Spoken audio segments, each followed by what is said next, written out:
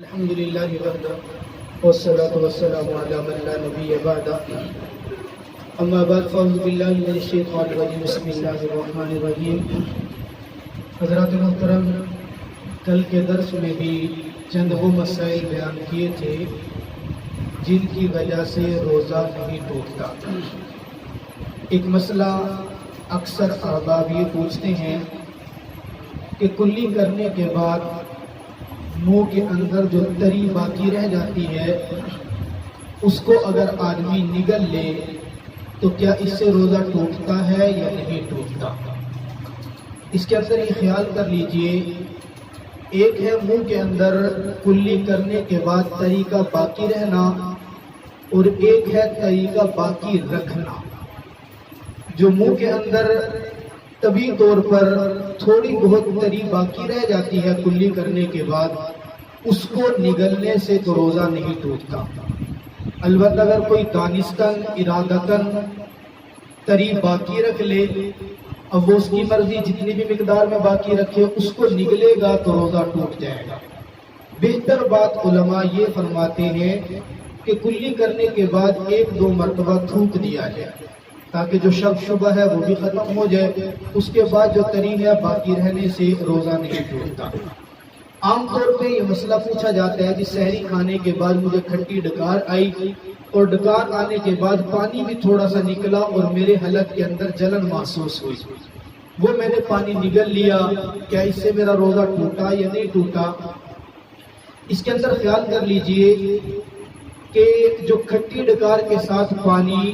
منہ کے اندر آ جائے جس کو باہر تھوکنا ممکن ہو، اتنا پانی اگر آ گیا، منہ میں تھا، باہر آرام سے تھوکا جا سکتا تھا، اس کو کوئی آدمی نگل گیا تو اس کے نگلنے سے روزہ ٹوٹ جائے گا۔ اگر پانی صرف حلق کی مقدار تک پہنچا ہے، طبی طور پر قدرتاً ارادتاً یہ باہر نکالنا چاہے پھر بھی نہیں نکال سکتا، وہ حلق کی اوپر کی سطح پر تھا اور وہیں سے واپس چلا گیا، اس سے روزہ نہیں ٹوٹتا۔ یہی حال بلغم کا ہے، کھانسی کرتے وقت بلغم آپ کا حلق کی مقدار تک ہے اور وہیں سے واپس چلا جاتا ہے، اس سے روزہ نہیں ٹوٹتا۔ آپ وضو کر رہے تھے بیٹھے ہوئے، کلی کی، آپ کو روزہ بھی یاد ہے، کلی کرتے ہوئے بغیر کسی ارادے کے کلی کی، منہ کے اندر پانی ڈالا،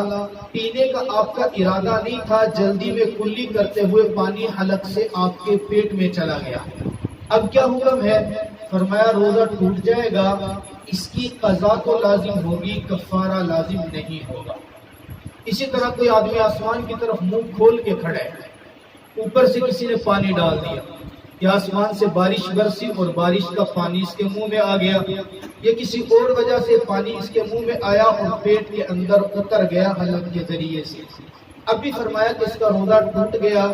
قضا لازم ہوگی، کفارہ لازم نہیں ہوگا۔ کوئی آدمی روزے کی حالت میں منہ کے اندر کوئی لوہے کا چھوٹا سا ٹکڑا یا کوئی ایسی چیز منہ میں لے کے بیٹھا تھا جس کو عام طور پہ کھایا نہیں جاتا، کوئی بھی چیز چھوٹی موٹی منہ کے اندر ڈالی ہوئی ہے، اب وہ بغیر کسی ارادے اور اختیار کے اس کے حلق میں اتر گئی، اس نے روکنے کی کوشش کی، کھیل رہا تھا، اچانک وہ حلق میں اتر گئی، اب کیا حکم ہے؟ فرمایا کہ اگر وہ چیز ایسی ہے جس کو عام طور پہ کھایا نہیں جاتا، نہ غذا کے طور پہ، نہ بطور تلذذ اور تفکر کے طور پہ، نہ دوائی کے طور پہ، کوئی ایسی چیز اگر نگل گیا تو اس سے اس کا روزہ تو ٹوٹ جائے گا، البتہ اس کے ذمہ قضا لازم ہوگی، کفارہ لازم نہیں ہوگا۔ ہاں اگر کوئی ایسی چیز ہے جس کو دوائی کے طور پہ یا غذا کے طور پہ کھایا جاتا ہے اور وہ غیر ارادی طور پہ نگل گیا تو روزہ بھی ٹوٹے گا، قضا بھی لازم ہوگی اور کفارہ بھی اس کے ذمہ لازم ہو جائے گا۔ یہ چند ایک مسائل آج کے درس میں